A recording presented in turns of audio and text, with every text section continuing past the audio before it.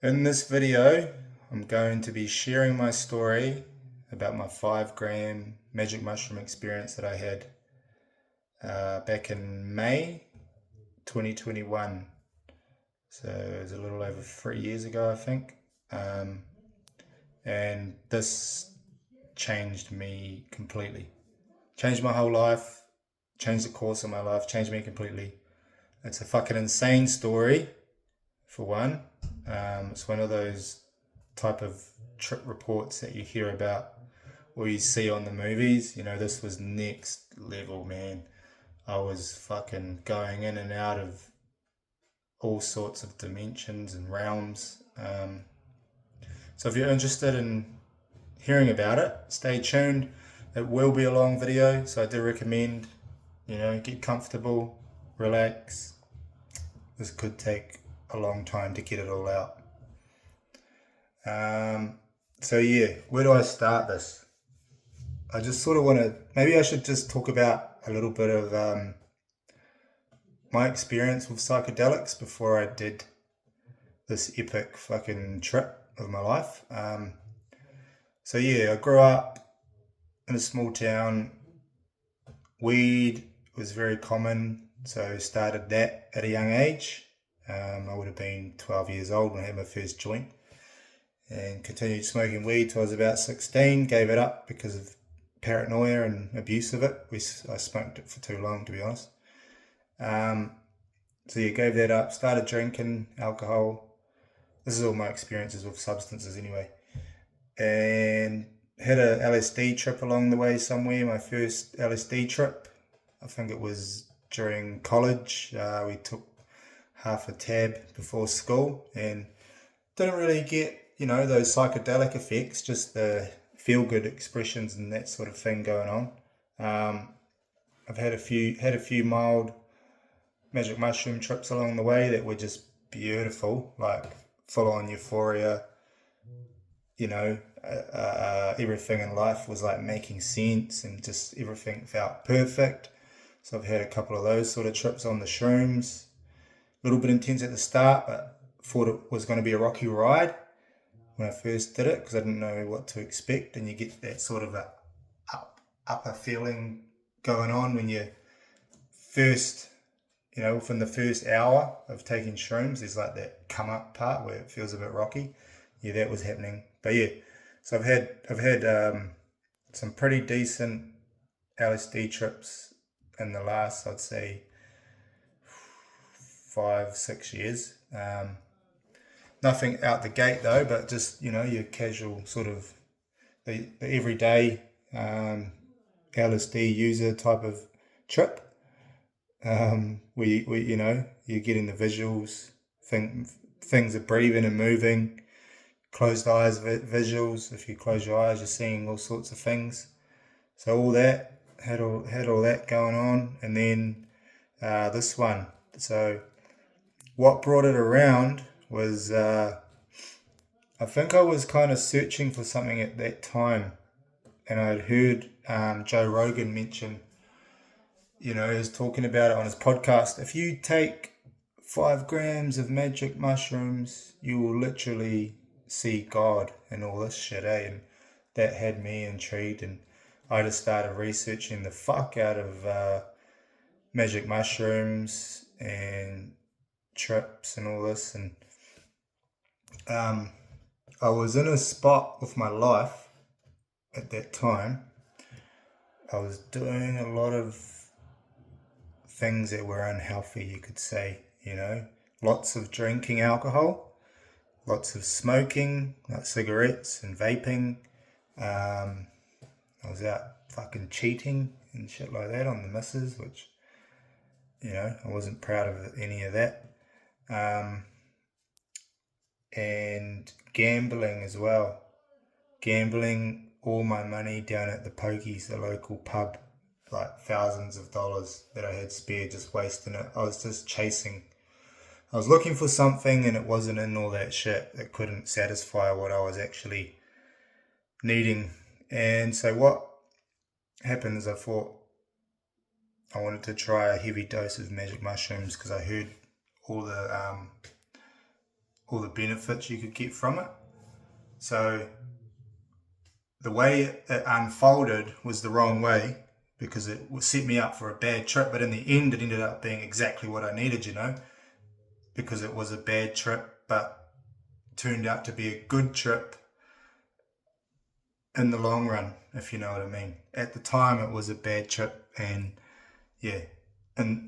after it happened it was a good trip, so I'll explain it anyway. But so me and my friend,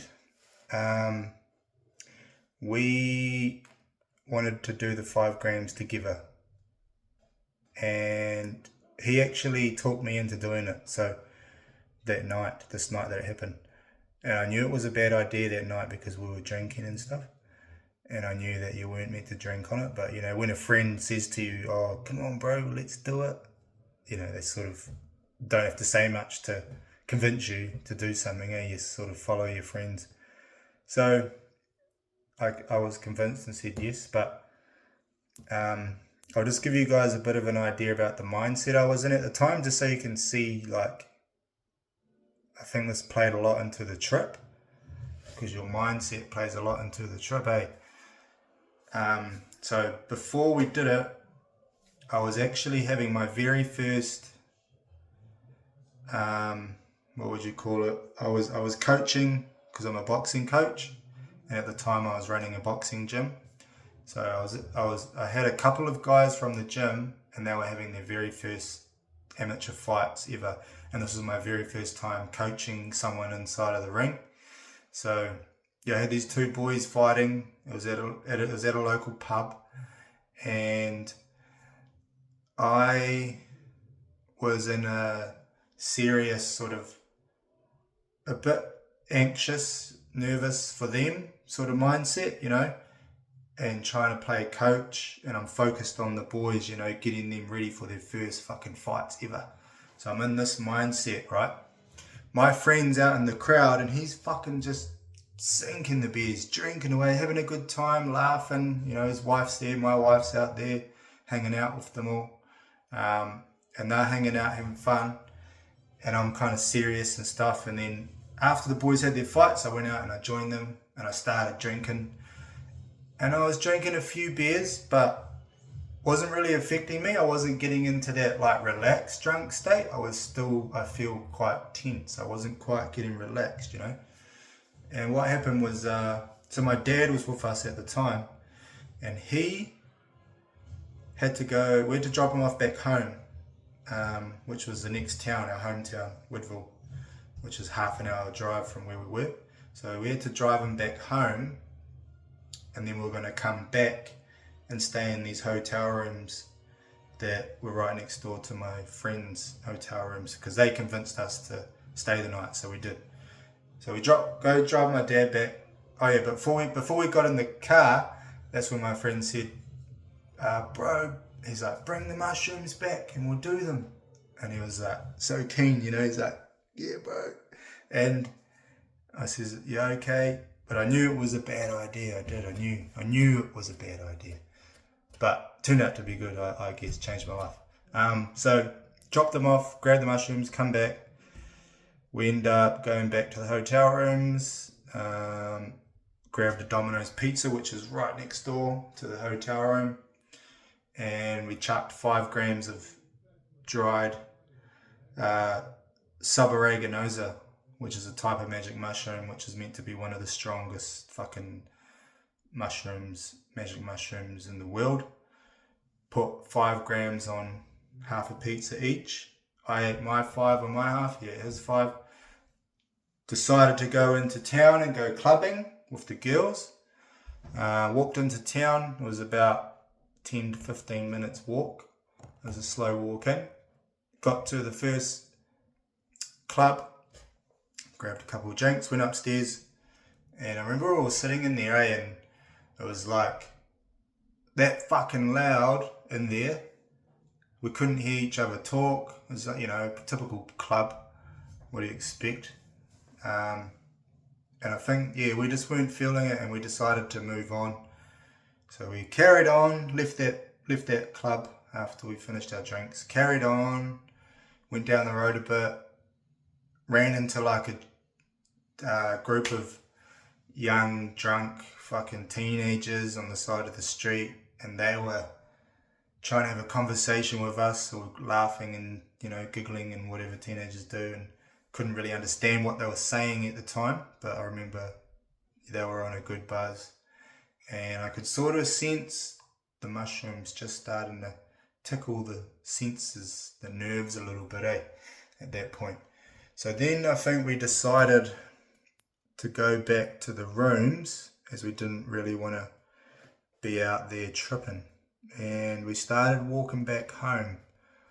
And on the way home, I remember seeing this cop up ahead, and I could feel the mushrooms, like, as I was walking towards him, I could feel them, and I'm thinking, I need to get past them quickly before they kick in. Anyone know I'm on them? So that was I was like this little scenario going on, and I got past him, and he didn't even look at me, to be honest, and I was worrying about nothing.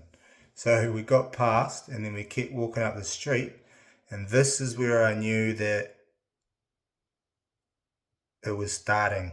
This is where I knew it was going to happen. Was we were walking up the street, and I needed to take a piss, right? So I pull over on this fence on the main road of town. I pull over on someone's fence, and there's this plant there, right? This yucca, if you know what that is. It kind of looks like a cabbage tree, but it's shorter, and it's got a sharp points on the ends of the leaves. And I was pissing on the fence, and I'm looking at this tree, right? This yucca. And I just remember the way it looked was like that sharpness was just piercing out at me, almost like 3D, even though everything is 3D, but it was like popping out at me. You know, I could feel the plant, like its sharpness, and I was like, whoa. So that was the first thing. That's nothing though compared to what's to come. So we continued to walk home. I remember looking at all this street lights, and they had this weird geometrical pattern flowing all the way down the road. We got back to the rooms, and then I think me and my wife went into our room. I think we got into like more comfortable clothes or something, out of our jeans and shit, and just into casual shit. And then we went over to their room, and I remember when I was walking across from our room to their room, because it was probably like 15 meters across the car park, and I go out there in the dark, and for some reason I went first, and then she come like a little bit after me, and I was going across the car park, and I felt like people were watching me out the windows, and I looked, and no one was there. And then I looked back, kept walking, and then I looked again, like, fuck, someone's there, but no one was there. And I looked back again, and then I felt like, fuck, what if someone is looking, and they've seen me looking like 2 or 3 times to see if someone's there, and no one's there, and I'm looking all weird and shit. And this was going on in my head again as well. And this is, the mushrooms were starting to take effect a bit. And then I scurried over to the room, opened up the door, and the first thing I see straight up when I get in there, my friend, he is rolling around on the bed. He's rolling around all over the bed, and he's saying, he looks like he's in distress, and he's saying to me, he's like, bro, get this shit out of me. He's like, what have you done? You've given me too much. You've given me too much. And he's rolling around, and he just looks like he's in absolute fucking stress and agony, eh? And I'm still pretty cool at this time, you know, I'm calm. And I'm just standing there like, fuck, you know. And my missus shows up. Then I remember, because someone told me, you know, if you trip too hard, you drink orange juice. And I told him about it, eh? And I said to him, bro, you know, fuck, I don't think the orange juice is going to help you, mate. You know, you're just going to have to ride this one out.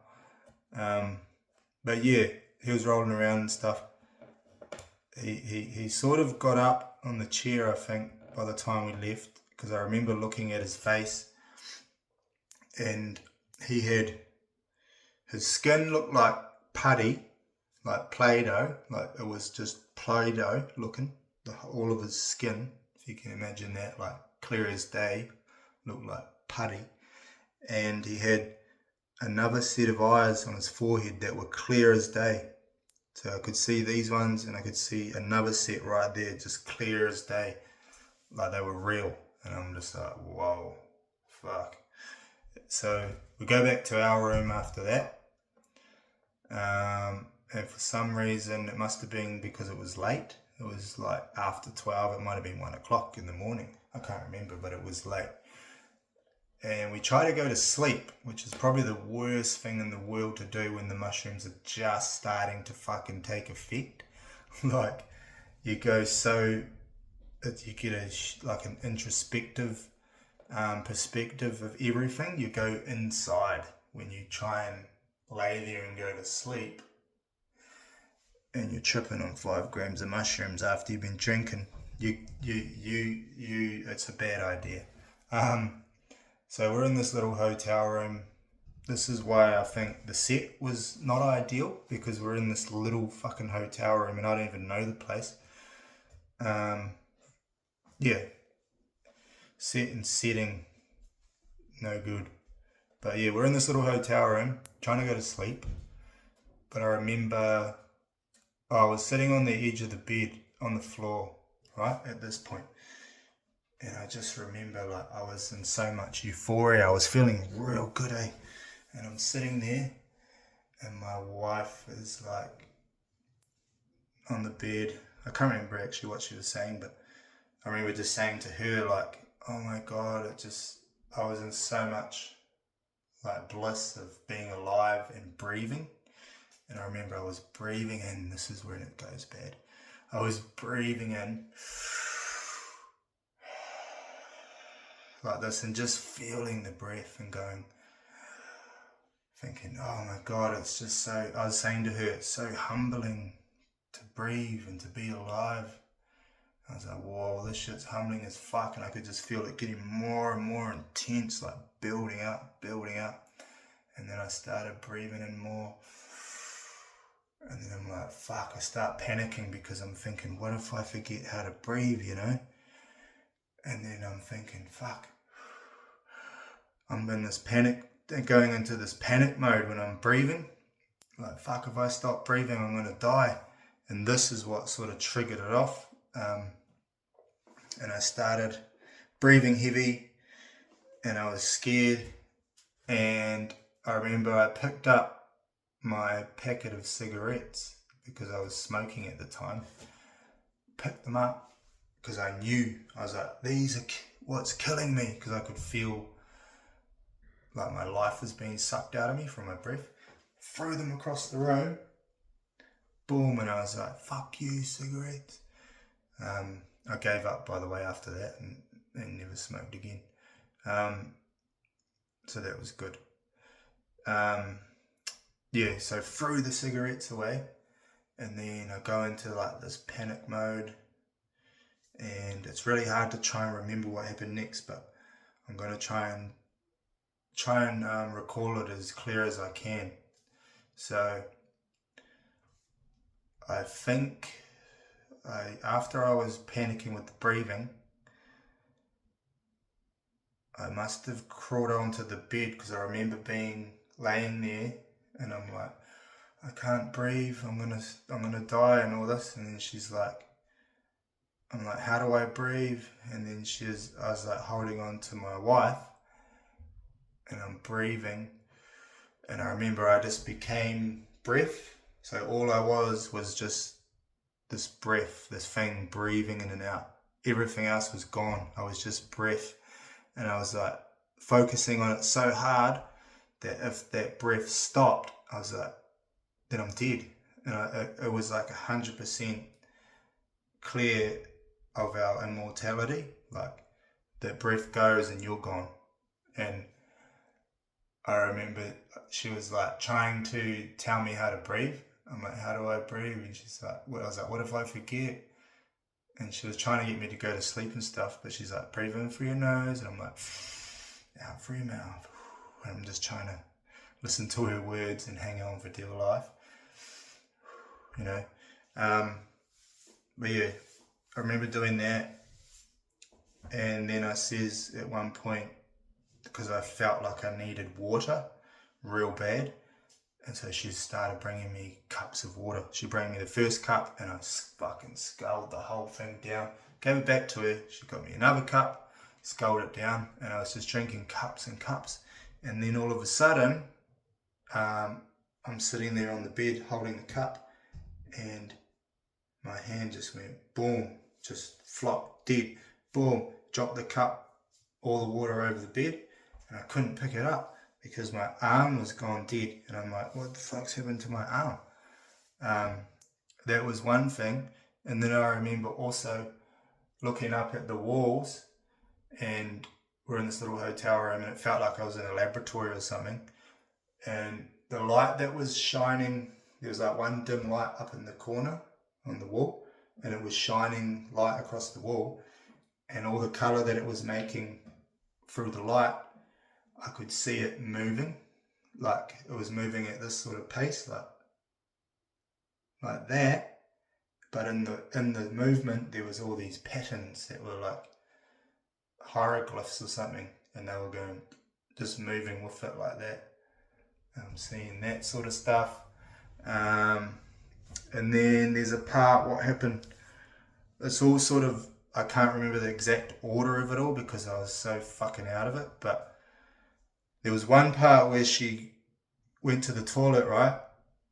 And then she came back to bed. And then she went to the toilet again. And the second time she went to the toilet, my mind thought, fuck, she's already done that before, this has already happened. And instantly I thought, fuck, the whole night's replaying on repeat for the rest of eternity, and I'm literally stuck in fucking hell in this little hotel room. That's all my existence is going to be, and I'm being punished for all the bad shit I've done ever in my life, and I'm stuck in this little hotel room, and my wife isn't my real wife, and she's like this altered dimension wife that's come here to punish me, and I'm in hell, and I'm stuck there for the rest of eternity. And this is what it was, and it was this most terrifying, intense feeling in the whole fucking world. Like I honestly felt like I was in hell. Like, you know, when the curtains, when the curtains pull back and you see what's really behind the curtains, that's what it was like. Boom, like there's your happy little life there.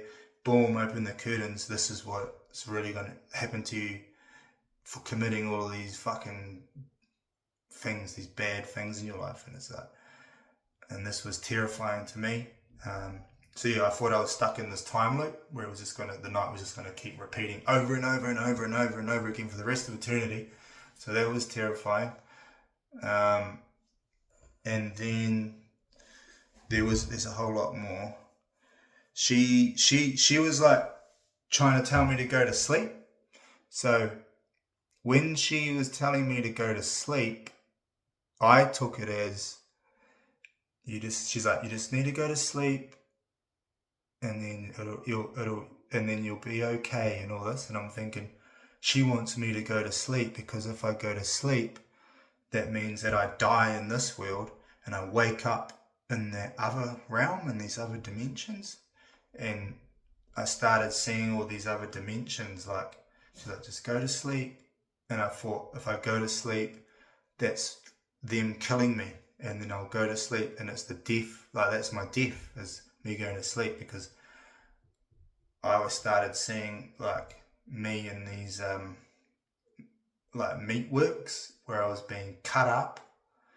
I was just a fucking animal at this point, and I was being cut up and tortured, and that's all my existence was. And if I went to sleep in this world, I woke up in that world where I was being murdered, and then that would have been the end of me. I would have been murdered, head cut off and all that.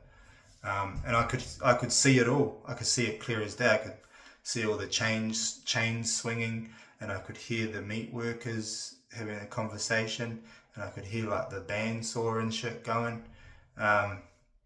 So yeah, I didn't want to go to sleep. And then there was, I remember I screamed at the top of my lungs because I felt like I was being tortured and no, they weren't going to let me out of this hell that I was in. And I was like, just because I wanted to get out of the torture, I was like, just fucking kill me then. And I screamed it as loud as I could, like real ferocious, the top of my lungs. And my wife's like, be quiet. And I'm like, why? And she's like, there's people around us. And at that point, I instantly I was like full out of it, man. I thought we were in a marae, and she's telling me to be quiet. Like I was going back into Māori days, like ancient Māori days, and we were in a hotel, in a marae. Sorry, we're in a marae. If you don't know what that is, it's like a sacred Māori place that we go to. So I'm in there, and we're sleeping in the marae, and there's all these people around, and she's telling me to be quiet because I'll wake up all the people that were sleeping in the marae. And I'm like, started talking like almost like in a Māori way of speaking. I was like, who's it? I was like, you? And I'm like, and who's you? And who's that? Like I changed my whole way I was speaking. And then I became this homeless guy on the street, because when I was younger, we used to see this homeless guy walking around picking up smoke butts in our hometown and then rolling up smokes. And he was like, yeah, homeless. But I started thinking I was him, and I was seeing through his eyes, like his whole perspective of life, and I felt what it was like to be him, and people looking at him funny, and people like laughing at him and shit, you know, and I felt all that. And then I was like, went through this death of me being speared to death by like ancient warriors. So I was right at the end point of life, and I could feel that could feel the fucking spears going into me, and I could hear them like, and they were killing me, and then I was dying like that. Yeah, so I don't know how many deaths I went through that night, but they all felt real. The whole entire lot of them felt real. And I remember, what else happened? There was so much more. There's so much more, but I'll try and sum it all up because I know the video is going pretty long. But that's the other thing that happened. I realized I was in a simulation. So been watching a lot of videos about simulation theory and all this before I was doing it, and I was in a simulation, and I wasn't real. I was just like a CPU. I was like I was just a simulation myself. My entire life had been simulated. It wasn't real. My dad, my friends, everyone in it, I just all made it up in my mind, or I was just some sort of computer algorithm that had been programmed to live this experience that wasn't real. So none of it mattered shit whatsoever. So that was terrifying. There was that. And then there was another death. That's right. This will be the last one that I talk about, this death. So, no, actually I'm going to tell two more. Yeah. So another death was me and my friend who took the mushrooms. I could hear an ambulance pull in. I heard the siren pull in to where we were staying. I heard his wife screaming, "Oh my God, he's dead! Someone help!" I could hear her screaming. I heard the ambulance. I heard Amy. I could feel Amy panicking and she was trying to keep me alive because I was dying as well. I was on that last brink of death. He had already died. He had the ambulance taking him away. The ambulance had pulled in and they were coming in to come and get me. and I'm laying there like on my last breaths, and they've come in and they're trying to resuscitate me and shit, you know. And when your soul has like left your body, that sort of thing, and you're sitting there watching your body while they're trying to revive it, that's what it was happening to me. So this left me traumatized for like quite a few months afterwards, you know, because I actually thought I had died in there, and who knows, I could have. But yeah, that was quite a terrifying thing as well. Like, these are like actual near-death experiences, you know, to go through that and think it's real. And that's, I think, why it's changed me so much, because I had so many near-death experiences all at once in one night over the course of fucking 6 hours. Yeah, and then the other death was me and my friend. It was Monday morning, and my wife and my boss and the other worker had come to work and found me and my friend poisoned, laying there on the ground because we had eaten magic mushrooms, and they were trying to wake us up. And they were like, "Oh my god, fuck!" And I could feel the panic. I could feel the anxiousness. And they were like on the phone ringing 111 to get the ambulance to come out. Oh my god, fuck! We were like near dead. So yeah, this is the shit I was going through. So after all this shit had happened anyway, it was getting, I could see like the sunlight started coming up, and I remember I started sort of coming to at this point. I was coming back to reality. I was slipping back in, and as I was slipping back into reality, I remember I could hear, like in the mind's eye, where I was in this other realm, I could hear the meat workers finishing up their job, and I could see me as an animal laying on the ground with my head cut off, you know, at that last part of life where the soul's just left the body but it's still hanging around. And I could hear them through that perspective. I could hear them finishing up for the day and hanging all their knives up and shit, and going, like, putting their fucking aprons on the hooks and shit and going away. And then as I was coming out of that, I was like, oh my god, I'm back. I can't believe, oh my god.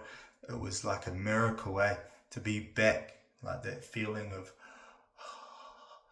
like, I've survived. Oh my god, they've given me another chance, you know.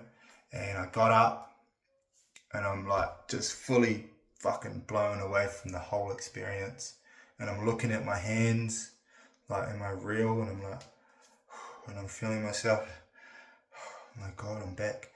And I walk into the mirror, into the bathroom, and I look in the mirror, and I had this cross necklace around my neck, and I remember looking at it, and I was like, and then I thought of like Jesus and God, and I thought, and I was like, thank you so much, you know, for giving me another chance. And then I swore to myself into that I would change my life and all the things I was doing. Like, I knew what I had done, everything I was doing was wrong, because it was showing me all these things that I was doing in life, how it was affecting all the people around me, and how that I needed to change that because it was destroying like my entire soul, really. So the next day, we all met up and we went and had breakfast, and I'm having a tough time, like, trying to hold it together. Had my sunglasses on.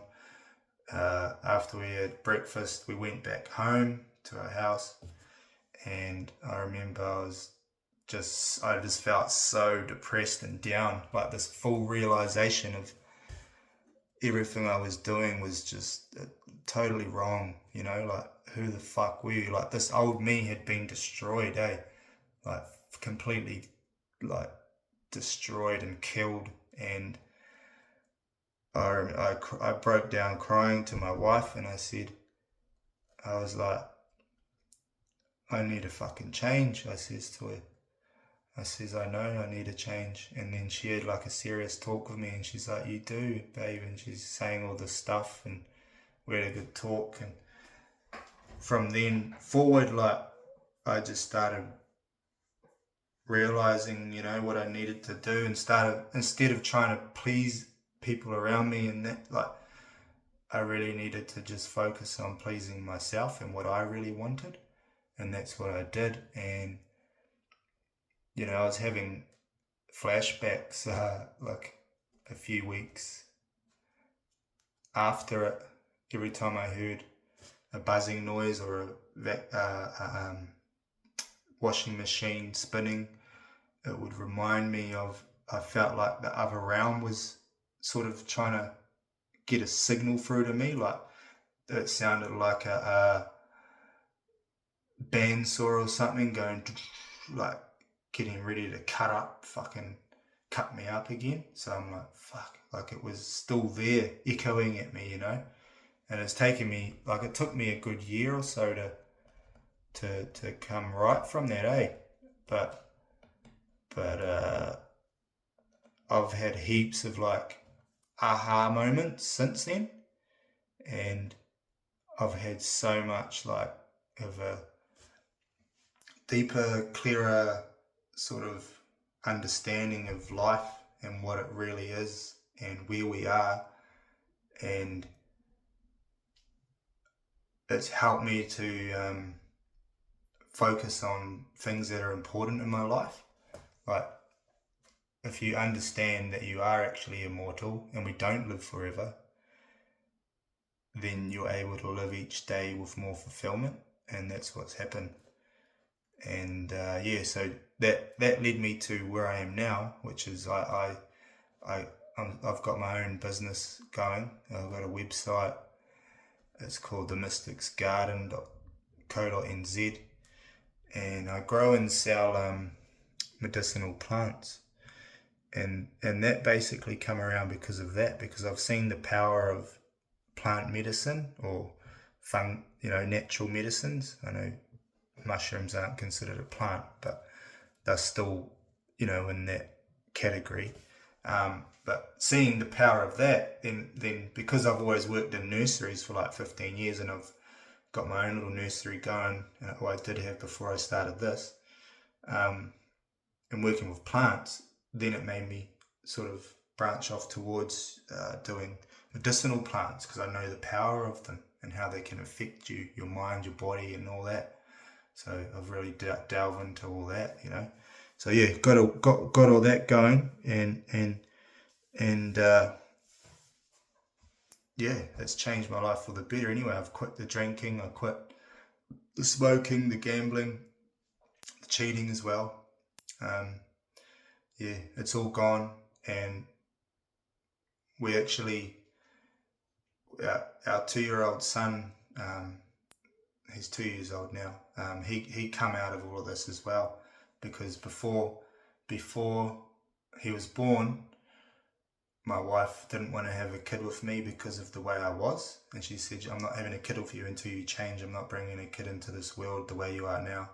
So that was able to help me to change, and then she could see it too, and then she was comfortable to go ahead and have our child, and we did.